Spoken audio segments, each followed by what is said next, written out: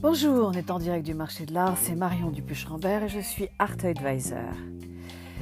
Parce que ce podcast a vocation à coller à l'actualité du marché de l'art, est-ce que vous saviez que le premier musée en Europe entièrement consacré à l'art des femmes ouvrira ses portes dans le sud de la France en juin 2024 ? C'est l'ancien négociant britannique en matières premières, Christian Livette, qui a l'intention de transformer son musée d'antiquité actuel en un musée consacré à l'art des femmes artistes à Mougins, dans le sud de la France, près de Cannes. Aussi, il fermera les portes de son musée actuel d'art classique le 31 août et rouvrira en juin 2024 son nouveau musée sous le nom de FAM, pour Female Artists of the Mougins Museum, Femmes artistes du musée de Mougins, qui se concentrera principalement sur les périodes art contemporain et art moderne. Bien qu'il existe plusieurs autres musées en Europe qui exposent de l'art féminin ou qui sont consacrés aux femmes artistes, ce musée devrait être le premier à se concentrer uniquement sur les femmes artistes et leur art. FAM présentera exclusivement des œuvres réalisées par des artistes femmes provenant de la collection de Christian Livette, et parmi elles figurent des créations de Louise Bourgeois ou Joanne Mitchell, Lee Kraner, Cecil Brown, Hélène Frankenthaler, Tracey Emin, Barbara Edford et bien d'autres. Et si cette institution culturelle se targue d'être pionnière en Europe après la ville allemande de Bonn, qui accueille un musée d'art contemporain consacré aux artistes femmes depuis 1981, cela témoigne d'un vrai changement d'attitude vis-à-vis de celles à qui l'on a longtemps refusé le statut d'artiste professionnel. Pour rappel, le premier musée au monde qui a été consacré uniquement à l'art des femmes est le National Museum of Women in the Arts, situé à Washington DC, aux États-Unis, qui a ouvert ses portes en 1987 et qui contient 6000 œuvres de plus de 1000 femmes artistes sur la période du XVIe siècle à nos jours.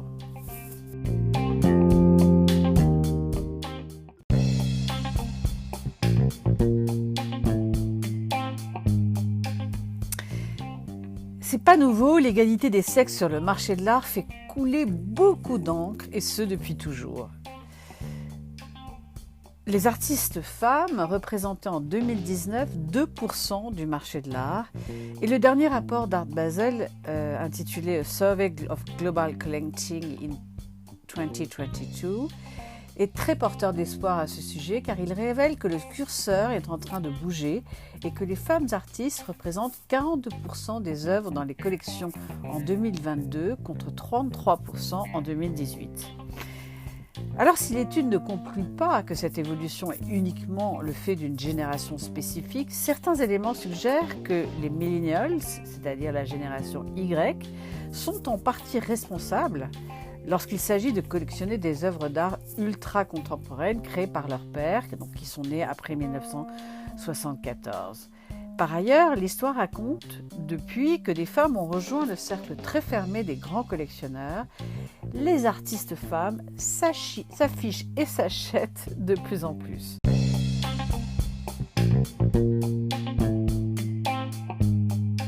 Et selon un autre rapport, celui d'Art Price, la moitié des 200 millions de dollars mis aux enchères pour l'art ultra contemporain au premier semestre 2022 provenaient de 10 artistes, dont 7 femmes. Si certains affirment que l'histoire de l'art est en train de se réécrire, d'autres pensent que c'est la spéculation qui a contribué à faire grimper les prix des artistes féminines émergentes, même si leurs prix sont encore inférieurs à ceux de leurs homologues masculins pour la plupart. La galeriste londonienne Pilar Corias, dont le catalogue est composé aux 2/3 d'artistes femmes, estime qu'il existe un véritable désir aujourd'hui d'équilibrer le canon dans l'histoire de l'art. Elle déclare que de nombreux jeunes collectionneurs reconnaissent que le changement est une force souhaitable et qu'ils souhaitent contribuer à cette nouvelle voie. Enfin, et c'est la bonne nouvelle, les collectionneurs interrogés dans le rapport Art Basel déclarent que le sexe de l'artiste joue un rôle mineur dans les décisions d'acquisition, suggérant plutôt que c'est la disponibilité d'œuvres d'artistes féminines dans les galeries et les ventes aux enchères qui façonne la composition de leur collection.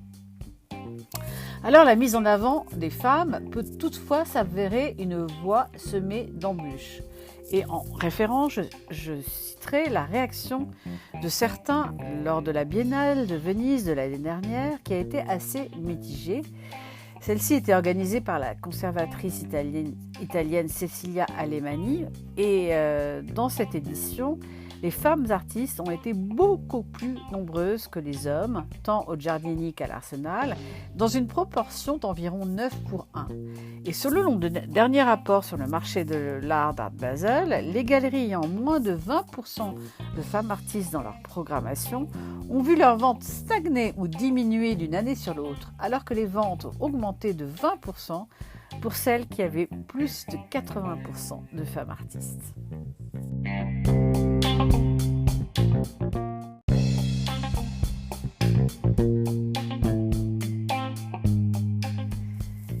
Et ce trend, cette nouvelle tendance, n'est surtout pas anecdotique et en voici 2 autres illustrations s'il le fallait. La prochaine Frieze Week, semaine d'octobre consacrée à l'art contemporain à Londres, va s'enrichir d'une nouvelle foire d'art dédiée à la promotion des femmes artistes. La foire Women in Art présentera exclusivement des œuvres d'artistes s'identifiant comme des femmes.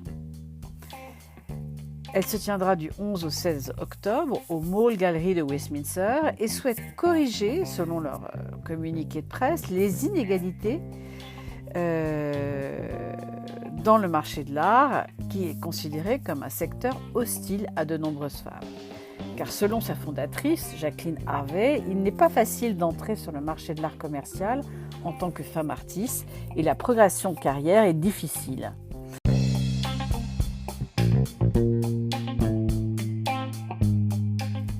L'édition inaugurale de la foire comprendra 3 parties, avec la Galerie Ouest qui accueillera une vingtaine de stands présentant au grand public certains des plus grands noms de l'art et des galeries internationales de renom, dont la liste complète sera dévoilée en septembre. De son côté, la Galerie Est accueillera une exposition intitulée Unnatural Woman, Femme surnaturelle en français, et sera organisée par l'artiste, écrivaine et commissaire d'exposition Rowena Easton.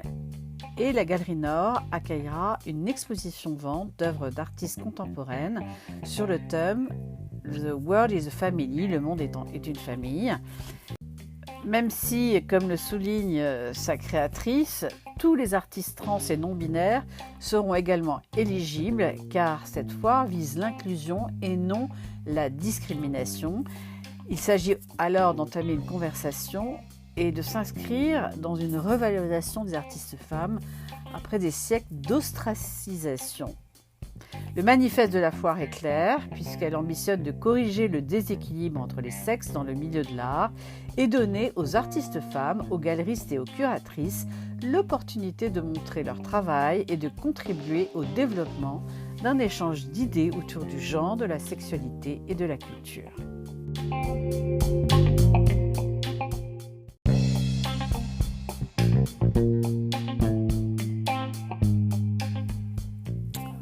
Autre exemple qui illustre cette magnifique tendance, durant cette même Frieze Week se tiendra un autre événement à la Frieze Master avec la proposition dans Regent's Park d'une nouvelle section, les femmes modernes, qui présente 11 femmes artistes des 19e et 20e siècles. Cette nouveauté de Frieze Master 2023, Modern Woman, dont le commissariat est assuré par Camille Morino et son équipe d'Artware, Archive of Women Artists, est consacrée à des expositions individuelles de femmes artistes travaillant entre 1880 et 1980, période charnière pour les droits des femmes et le féminisme. Modern Woman présentera notamment des expositions individuelles de Anna Eva Bergman et Germaine Richer de la galerie Perrotin et va rompre avec une compréhension linéaire du modernisme pour explorer ce siècle à travers différents points de vue et surtout une variété de médias comme la peinture, la sculpture, le textile, l'art informatique et la photographie.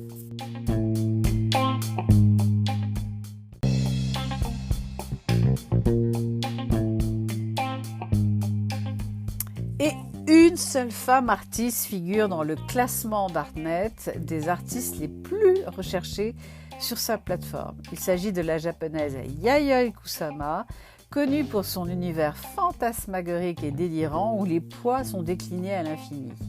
Et ce n'est pas un hasard si le musée Guggenheim à Bilbao, en Espagne, lui consacre une sublime et magnifique rétrospective. Que veut dire vivre la vie, s'interroge l'artiste. Je me perds dans cette pensée chaque fois que je crée une œuvre d'art. L'artiste est aussi une écrivaine.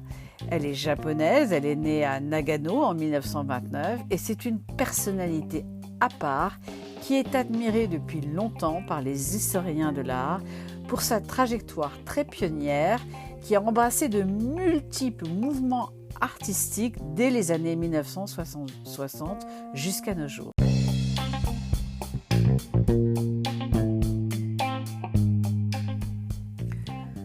Aujourd'hui, icône culturelle mondiale, Yayoi Kusama s'est consacrée avec conviction à sa vision très avant-gardiste tout au long de cette dernière décennie et elle a perfectionné son style esthétique en restant fidèle à sa conception de la vie. L'exposition est consacrée aux questionnements existentiels qui guident les explorations créatrices de Yayoi Kusama. À travers ses peintures, ses dessins, ses sculptures, ses installations et documents sur ses happenings et performances, l'exposition présente une analyse approfondie de son art, des premiers dessins qu'elle a réalisés à l'adolescence pendant la Seconde Guerre mondiale jusqu'à ses dernières installations immersives à base de miroirs. En sortant de cette magnifique rétrospective, je me suis dit que Yayoi Kusama était tellement plus que ces sculptures de citrouilles et ces motifs à pois que la plupart des gens connaissent, car elle avait une philosophie profonde et elle démontrait qu'elle était une figure assez révolutionnaire depuis presque 50 ans, en révélant des vulnérabilités et ses luttes contre son anxiété et en faisant une source d'inspiration pour son art. Figure incontournable de l'underground new-yorkais et devenue reine-mère de l'art contemporain, Yayoi Kusama est l'une des artistes aujourd'hui les plus populaires au monde et elle fut marrainée dans ce milieu du monde de l'art par une autre artiste femme américaine, Georgia O'Keeffe, qu'elle rencontra en 1961 sur le sol américain, en rappelant une anecdote que je voudrais vous livrer. Elle voulait faire une photo d'elles deux, mais elle n'avait pas eu le temps d'acheter une nouvelle pellicule et elle le regrette profondément tout en rappelant à quel point elle était fascinée par les taches de rousseur qui mouchetaient le visage de l'artiste américaine, Georgia O'Keeffe, et c'est évidemment sans compter et en nous rappelant vraiment l'obsession qu'a Yayoi Kusama pour les poids qu'elle dessine sur ses œuvres. L'exposition aussi rappelle, à travers notamment des vidéos, que dès la fin des 60s, un vent de liberté souffle aux États-Unis et Yayoi Kusama y participe. À New York, elle œuvre en faveur de la libération sexuelle et de l'émancipation des femmes, notamment au travers de performances dans l'espace public. Et dès 1968, elle lance une marque, The Fashion Nude Company. Yayoi Kusama, c'est aussi un esprit fort et rebelle. En 1966, on a pu assister à un curieux spectacle lors de la Biennale de Venise qui s'est joué à l'extérieur du pavillon italien dans les Giardini.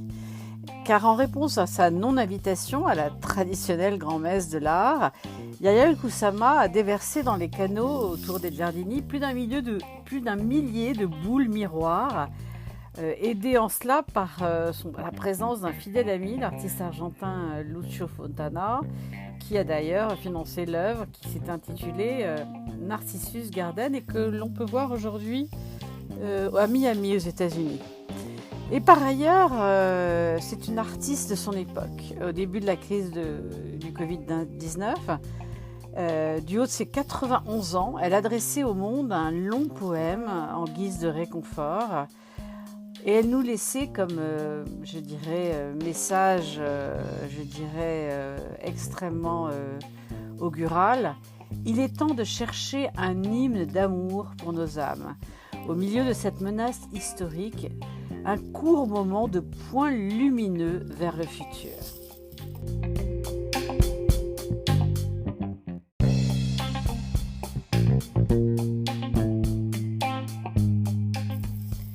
Une autre artiste, beaucoup plus contemporaine, a également su séduire le marché de l'art et est mise à l'honneur au musée Guggenheim à Bilbao en ce moment.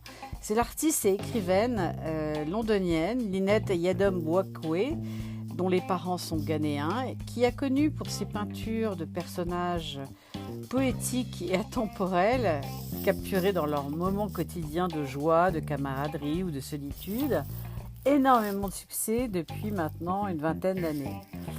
Ces huiles sur toile ou sur lin ont comme point commun une palette de couleurs extrêmement reconnaissables dans les bruns, verts, jaunes foncés, avec des regards des personnages extrêmement travaillés. La touche est fluide et les personnages, même s'ils sont fictifs, ont une énergie vivante extraordinaire.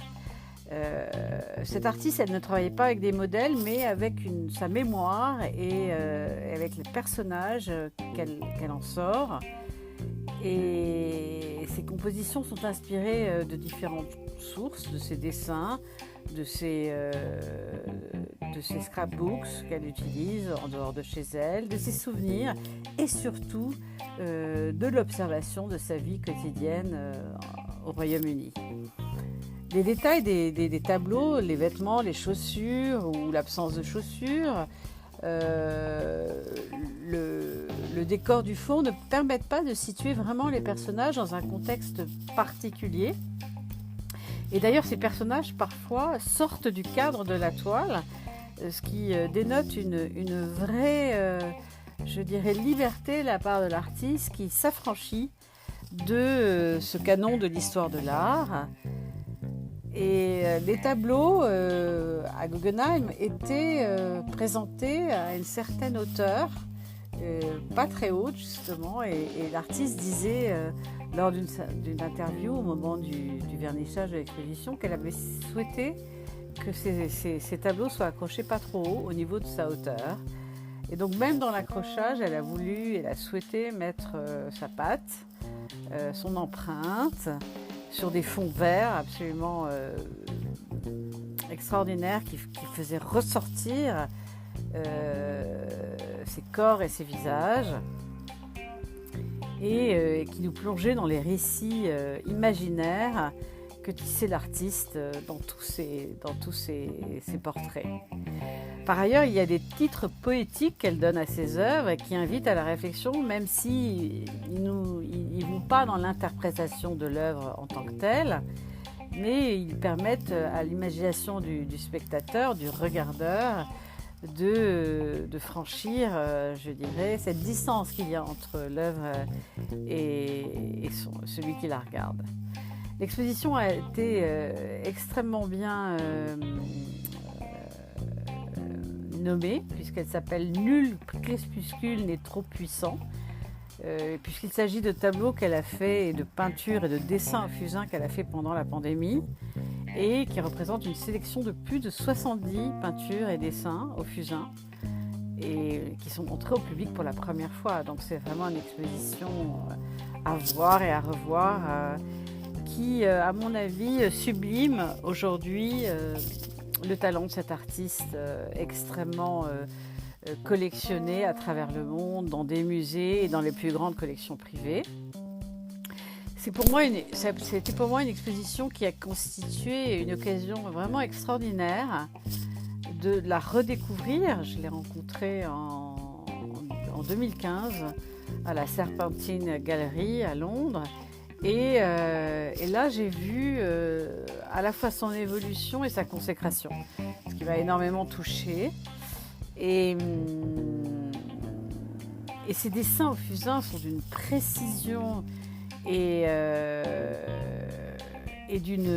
avec une énergie qui est juste remarquable.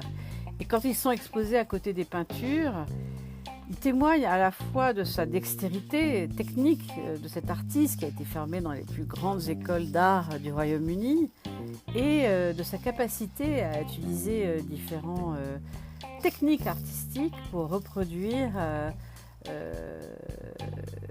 cette figuration, ces portraits qu'elle fait de ses congénères.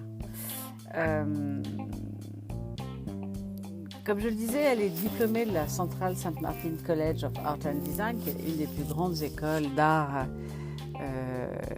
et de la Royal Academy School. Et, elle a été exposée un peu partout dans le monde, en Suisse, à Bâle, à Cape Town, en Afrique du Sud. C'est une galerie new-yorkaise, celle de Jack Chenman en 2010, qui la remarque et qui la met sur le devant de la scène pour le marché de l'art. Et très vite, elle est collectionnée, elle rentre dans les grandes collections privées, comme celle de la collection Pinault et comme celle de la fondation Louis Vuitton. Elle a participé à la Biennale de Venise, elle, contrairement à Yayoi Kusama, qui l'a fait quelques années beaucoup plus tard, en 1966, en représentant le pavillon du Ghana. Il y a été consacré une monographie extraordinaire à la Tate Britain à Londres. Et maintenant, c'est le Guggenheim Bilbao qui l'accueille et qui consacre cet artiste jeune, 45 ans, qui est déjà salué par les critiques d'art et les grands collectionneurs, mais aussi par plusieurs prix internationaux, et notamment un prix qui m'a beaucoup marqué quand j'ai appris, c'est celui de la Future Generation du Pinchuk Art Center de Kiev, en Ukraine, dès 2012. Et par ailleurs, dans le marché de l'art, elle commence à compter en termes de valeur, puisque selon le rapport Art Price, le produit de ses œuvres en vente aux enchères est passé de 500 000 $ en 2013, donc au moment où elle commençait à émerger sur le marché de l'art, notamment au Royaume-Uni, à environ 5 millions de dollars en 2022, et ça uniquement pour les ventes aux enchères. À noter que sa toile la plus chère, vendue en vente publique, Diplomatie 3, a été achetée pour plus d'1 900 000 $ chez Christie's à New York en 2021. Alors au premier regard, et c'est ça qui est vraiment extrêmement flagrant quand on est au musée de Guggenheim à Bilbao, c'est surtout après avoir vu l'exposition rétrospective de Yayoi Kusama, c'est de constater qu'elle a une approche vraiment classique de portrait d'huile sur toile en fait, et de portrait figuratif. Mais dès qu'on commence à se laisser happer par ces peintures, on constate que leurs spécificités apparaissent avec des personnages qui semblent créés de toutes pièces, avec une palette juste incroyable dans des couleurs automnales qui résonnent merveilleusement bien avec ces panneaux en vert olive qui ont été définis pour une partie de l'exposition. Et puis ce rappel qu'elle donne de ses origines ghanéennes, même si elle est née, a été élevée au Royaume-Uni, en disant et en soulignant qu'elle a reçu de ses parents ghanéens une manière de penser et de regarder les autres. On lui a souvent reproché de ne pas assez se positionner sur une démarche extrêmement politique, puisqu'elle ne dessine que des figures noires. Mais pour elle, le point de départ, c'est toujours le langage de la peinture et la manière dont il va se rapporter au sujet. Elle joue toujours dans une palette de clair-obscur pour créer une atmosphère. Et elle veut se débarrasser du fardeau qui est la représentation fidèle des gens. Et donc ces personnages sont issus de son imaginaire. Et elle souhaite s'immerger complètement librement dans la peinture en explorant la couleur avec cette palette extrêmement, je dirais, reconnaissable, un peu moderniste. Et la composition de ces tableaux avec ces portraits qui sortent du cadre et surtout ce contenu émotionnel avec ce regard qu'elle travaille de façon juste incroyable qui détermine véritablement son empreinte artistique.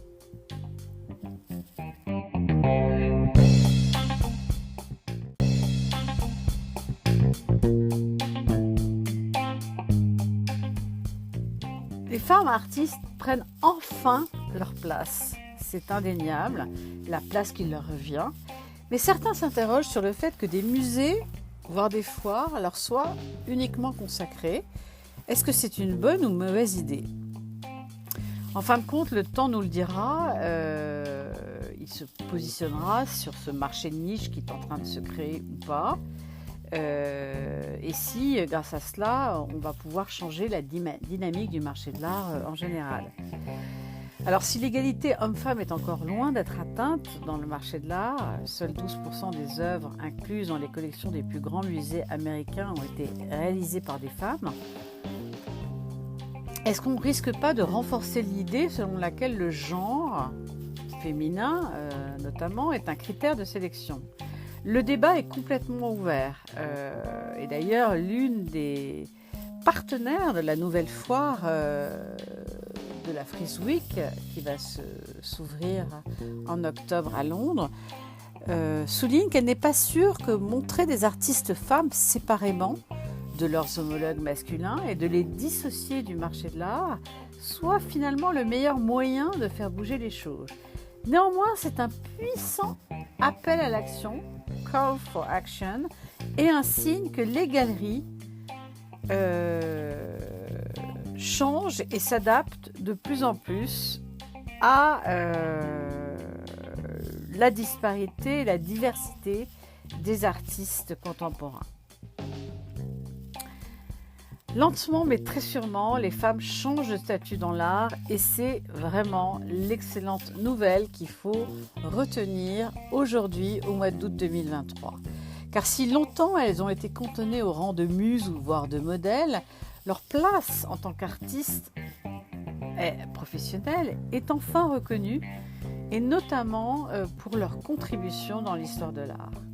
Aujourd'hui, elles sont de plus en plus nombreuses à être célébrées dans des expositions ou des foires de premier plan.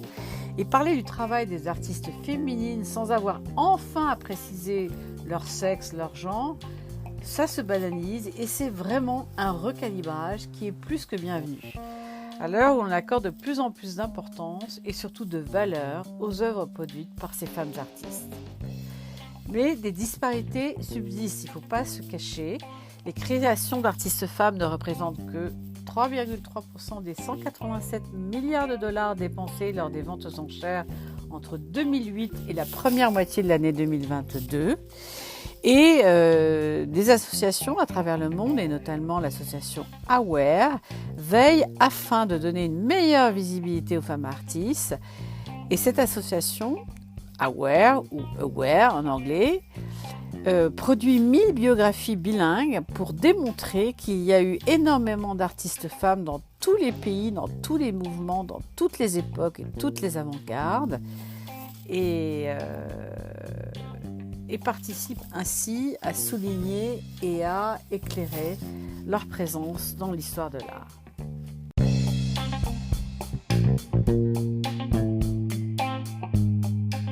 Et si la femme artiste était en train de devenir l'avenir du marché de l'art ? C'est ce que semble envisager le rapport Artsy, Women Artist Market Report 2023, en nous soulignant que les artistes ultra-contemporaines, qui ont donc moins de 40 ans, inondent de leurs œuvres remarquées les foires internationales comme les biennales. Quel que soit l'augure, aujourd'hui, les artistes femmes explosent dans le marché de l'art. Alors si c'est enfin pour certains, c'est surtout tant mieux pour le monde de l'art qui se repaît, évidemment, mais se nourrit surtout de cette diversité. Voilà, c'est en direct du marché d'art, épisode 8 de la saison 4, les femmes artistes à la conquête du marché de l'art. Restez à l'écoute pour un prochain épisode ou comme nos amis anglo-saxons aiment à le dire, stay tuned.